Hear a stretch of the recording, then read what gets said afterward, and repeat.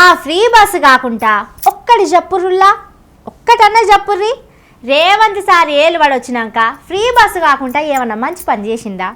కానీ భూములు గుంజుకున్నట్ల మాత్రం ఊరుకో బుల్డోజర్లు ఊరుకుతూనే ఉన్నాయి. చూడుర్రి ఎన్నెన్ని చేస్తున్నాడో. వచ్చిరాగానే హైడ్రాని షురూ చేసిండయ్యా.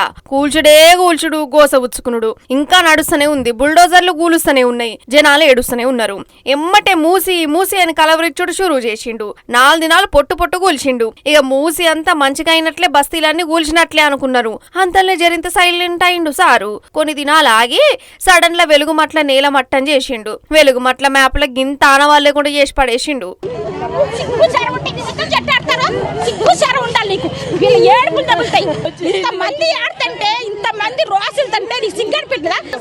ఓట్లకు వచ్చినావుగా, కాళ్ళు పట్టుకున్నావుగా వంగి నన్ను గెలిపియండి, మీకు ఇద్దరు ఎక్కి కూర్చోబెడతానని. ఇక ఇప్పుడు చూడుర్రి, పరిగి దిక్కు 2-3 నెలల సంది జనాలు ఏడుస్తుర్రు. పక్క పొంటే ఎకరాలున్నాయి తీసుకోమని చెబుతున్నా రేవంత్ సార్కు మాత్రం పరిగి పేద జనాల భూములే కావాలన్నట. నిజంగా మీరు కంపెనీలు పెట్టాలంటే మీరు పరిగి చుట్టుపక్కల మోమిన్పేట ఎంత దూరం ఉందో 50 కిలోమీటర్లు, 1000 ఎకరాలు ఉంది అక్కడ పెట్టండి కంపెనీలు. కేసీఆర్ గారు అప్పుడు ల్యాండ్ అక్వైర్ చేసి పెట్టినారు. అక్కడ ఏ సమస్యలు లేవు. తీసుకున్న భూమి అట్లాగే ఉంది, అక్కడ పెట్టండి. అదే కాకుండా రాకంచల్రా పరిగికి 10 కిలోమీటర్ల దూరంలో 200 ఎకరాలు ఉంది, ముందు అక్కడ పెట్టండి కంపెనీలు. నంచల్రా దోమ మీరు ఏదనుకుంటున్నారు, నంచల్రా పక్కకే ఉంది, అక్కడ ఒక 100 ఎకరాలు అక్కడ పెట్టండి కంపెనీలు. సీతారాంపురం 50 కిలోమీటర్ల దూరంలో ఉంది, అక్కడ ఒక 1000 ఎకరాలు ఉంది, అక్కడ పెట్టండి కంపెనీలు. ముందు ఈ ప్లేస్ అంతా కంపెనీలు ఫిల్అప్ అయినాక మీరు ల్యాండ్ అక్వైర్ చేసి దానికి ఒప్పుకుంటాం. కానీ అవసరం లేకపోయినా ప్రిస్టేజ్కి పోయి మీరు ఏదైతే భూమి అక్వైర్ చేయాలనుకుంటున్నారో దయచేసి దాన్ని విత్డ్రా చేసుకోండి.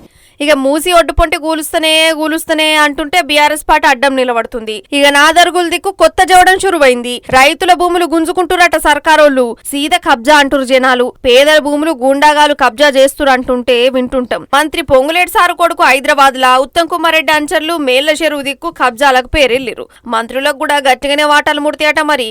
కానీ సర్కారే సీదా కబ్జా చేస్తుందట నాదరుగుల దిక్కు. సర్కారే బౌన్సర్లను పెట్టి రైతులను భూములకు రాకుండా అడ్డం పడుతురట కదా. ఎవరు పర్మిషన్ లేదు సార్, రానియరు అంతే. 3 గంటలు సార్ బయట. మేము పొద్దుగాల వచ్చి చెప్తలేరు. 3 గంటలు బయట ఉన్నాయి సార్. అసలు చక్కెర వచ్చి పడిపో దూపు అవుతుంది. మొత్తం దొబ్బేసిన రేకులు అలగొట్టుకుని వెళ్ళింది సార్. మేము పొద్దుగాల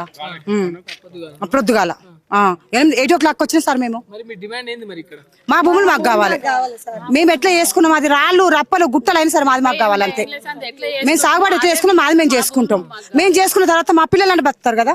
మాది వెలుగుమట్లలా కొందరికి ఇండ్లు ఇస్తామన్నారు, కొందరిని బలవంతంగా బయటకు పంపిరు. గాని ఇప్పుడైతే పరిగి దిక్కు, మూసి దిక్కు, నాదరుగుల్లా ఏమన్నా గుంజుకుంటుర్రా. ఆనాడు మా హైదరాబాద్ సెంట్రల్ యూనివర్సిటీ జోలి కూడా పోయిండు చూసిరు కదా.